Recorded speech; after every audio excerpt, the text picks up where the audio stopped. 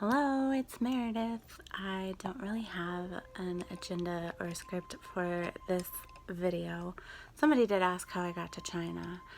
I lived in Spain between 2017 and 2018, and I loved it. I was all set to get have another year at the same school that I was at and everything. But I couldn't financially justify it anymore. I was getting behind on my student loan payments, and then after talking to my mom and dad, they said just that the most honoring thing that I could do for them as their daughter was to just try to get out of debt as quickly as possible.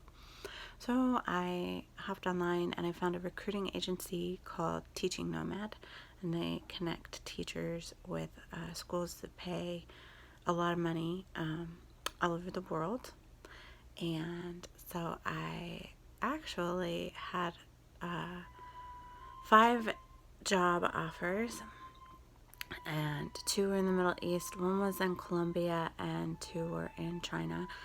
And I chose Shanghai because that's where I felt the safest, and it also paid them the most money. I mean, the United Arab Emirates also paid a lot, but I just really didn't know a lot about what that situation would look like, how I would be treated as a woman and also as a Christian.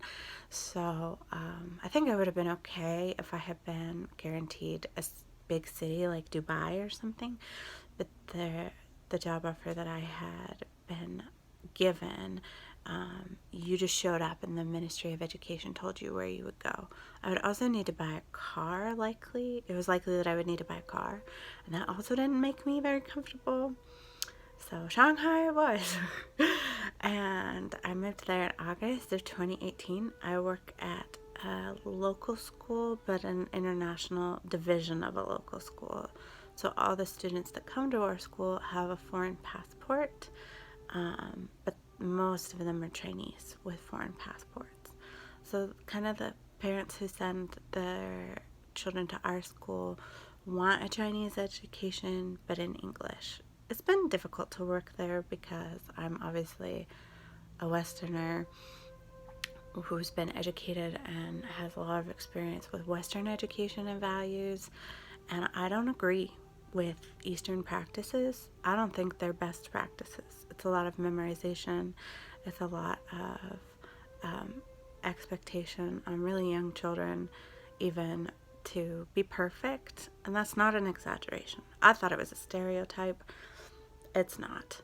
I've had parents get really mad at their child and come talk to me about why their daughter got a 99 or 98% on an exam, and they consider that a really poor score.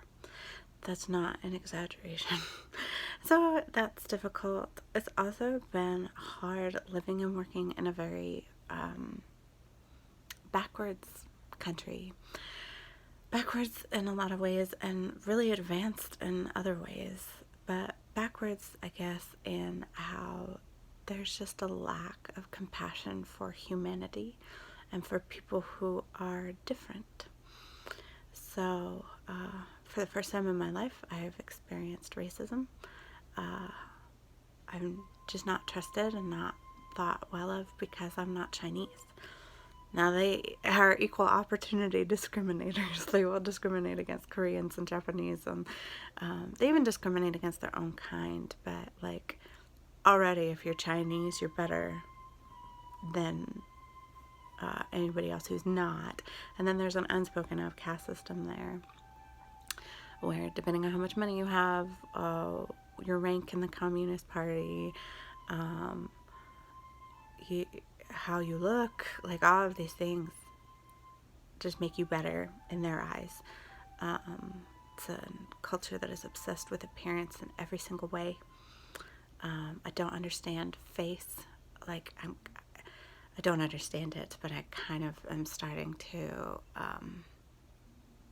recognize it more often. Like, they will not accept weakness or not knowing how to do something, and they won't admit it. And I think, especially with this whole coronavirus thing, my school is really pushing for us to be back by next week. and they don't know when school's going to start yet. But I sympathize with them, because once the Shanghai government is like, hey, school starts now, I mean, they're not going to have sympathy if half their staff is missing, you know? So, because half their staff is Chinese and half is foreign, and they, you know, I think from a Western perspective, if somebody were to say, look, we apologize that this seems out of our control, you know, that please understand that once the government says we have to start, we have to start. So we want to get you back now. Like, if they had said that, it would be like, okay, yeah, I kind of understand it.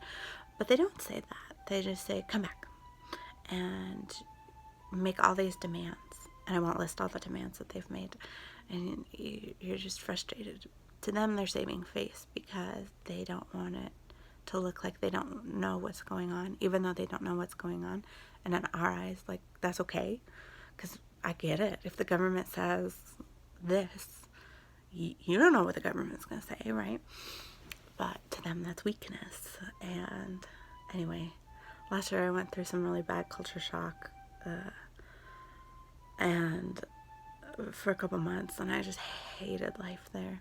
And I still, like, there's still times randomly when I'm out on the streets and it'll just involuntarily bubble out of my mouth. It's like, I hate it here. I'm stared at all the time, not just because I'm white, but because I'm obese. They laugh and point, like, you know, I'll be out running or, well, jogging. I don't really run.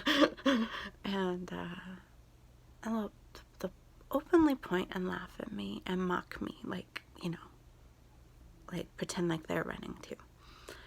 And they'll call me fat, and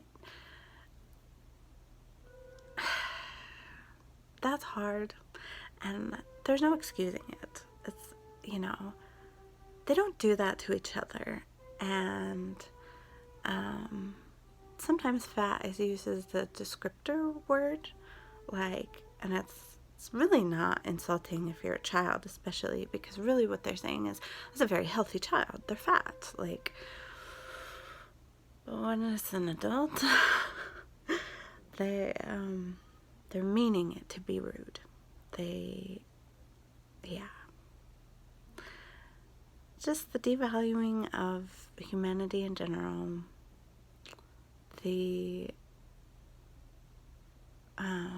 I forgot what I was going to say. It's just hard. I don't wish to stay there for very long. Hopefully, Lord willing, I will be debt-free by June of 2021. The school pays well, and I kind of understand the rules of their game. And they're not asking me to do anything illegal or wrong, and I can only ever do what is best for the students within my classroom that I have. But it's I don't know what I expected, but Eastern culture is way different.